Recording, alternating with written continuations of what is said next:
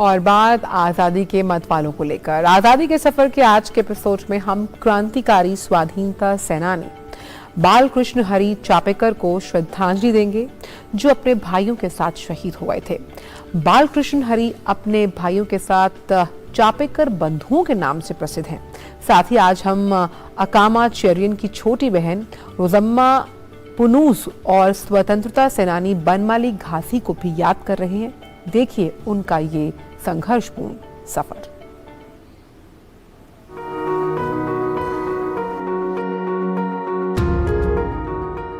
आज की कड़ी में हम क्रांतिकारी स्वाधीनता सेनानी बालकृष्ण हरी चापेकर को श्रद्धांजलि अर्पित कर रहे हैं। बालकृष्ण और उनके दो भाई चापेकर बंधुओं के नाम से प्रसिद्ध हैं।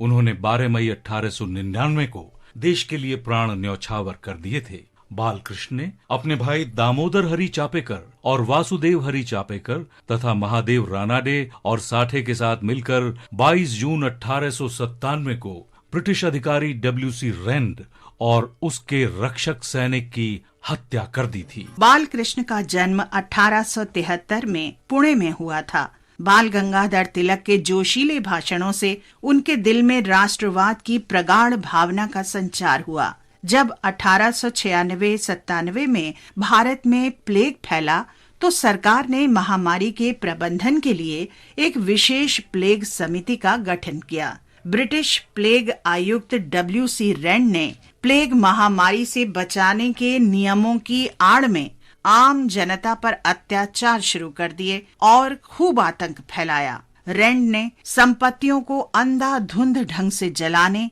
निजता के उल्लंघन के आदेश दिए और महिलाओं पर अत्याचार किया। चापेकर बंधुओं ने पुणे को आतंक से मुक्त करने के लिए रेंड से बदला लेने की योजना बनाई। 22 जून 1897 को पुणे में महारानी विक्टोरिया के राज्याभिषेक की जयंती मनाई गई। योजना के मुताबिक दामोदर हरी ने गवर्नमेंट हाउस के दरवाजे पर प्रतीक्षा की और जैसे ही रेंड का वाहन नजर आया वो 10-15 कदम पीछे हट गए। जब वाहन पीले बंगले के करीब पहुंचा तो दामोदर ने दूरी बना ली और बालकृष्ण को संकेत देने के लिए आवाज लगाई। दामोदर हरी ने वाहन का पल्ला खोलकर ऊपर उठाया और रेंड पर गोली दाग दी। घायल रेंड ने 3 जुलाई 1897 को दम तोड़ दिया। बालकृष्ण ने रेंड के सैन्य रक्षक लेफ्टिनेंट आयस्ट को भी गोली दागी, जो मौके पर ही ढेर हो गया।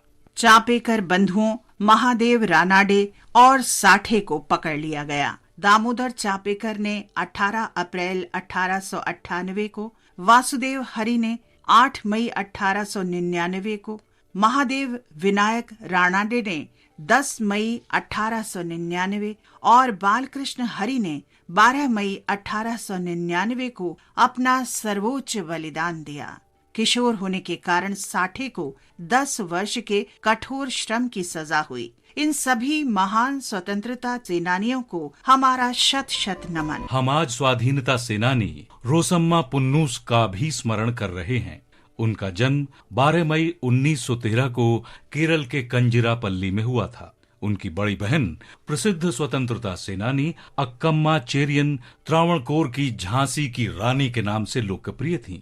रोसम्मा ने स्वतंत्रता आंदोलन में सक्रिय भूमिका निभाई और करीब 3 साल तक वो जेल में रहीं। स्वतंत्रता के उपरांत रोसम्मा राजनीति में आ गईं और केरल विधानसभा की सदस्य के रूप में शपथ लेने वाली पहली महिला बनी। रोसम्मा पुन्नूस केरल विधानसभा की पहली प्रोटेम स्पीकर भी थी। उन्होंने केरल महिला संगम की अध्यक्ष के रूप में भी काम किया और प्लांटेशन कॉरपोरेशन की अध्यक्ष भी रहीं। 1987 में वे आलापुझा से विधानसभा के लिए निर्वाचित हुईं और बाद में त्यागपत्र देकर 1998 में केरल महिला आयोग की सदस्य बनी। वे राजनीति और राज्य के सामाजिक क्षेत्र के लिए भी सक्रिय रहीं। 28 दिसंबर 2013 को रोसम्मा पुन्नूस का निधन हो गया। रोसम्मा पुन्नूस को हमारी भावभीनी श्रद्धांजलि। हम आज स्वाधीनता सेनानी बनमाली घासी को भी श्रद्धांजलि अर्पित कर रहे हैं। उनका निधन 12 मई 1943 को हुआ था। ओडिशा के कोरापुट के निवासी घासी असहयोग आंदोलन और सविनय अवज्ञा आंदोलन में सक्रिय रहे। उन्होंने महात्मा गांधी के राष्ट्रव्यापी आह्वान पर ओडिशा में भारत छोड़ो आंदोलन में सक्रिय भूमिका निभाई।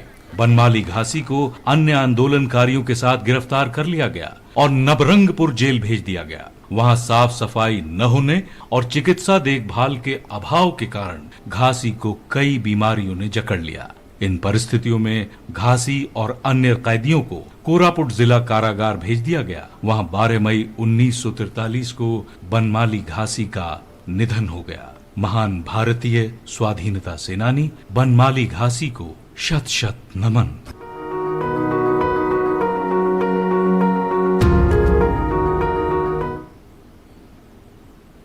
और अब बात करेंगे आपकी सेहत की। अक्सर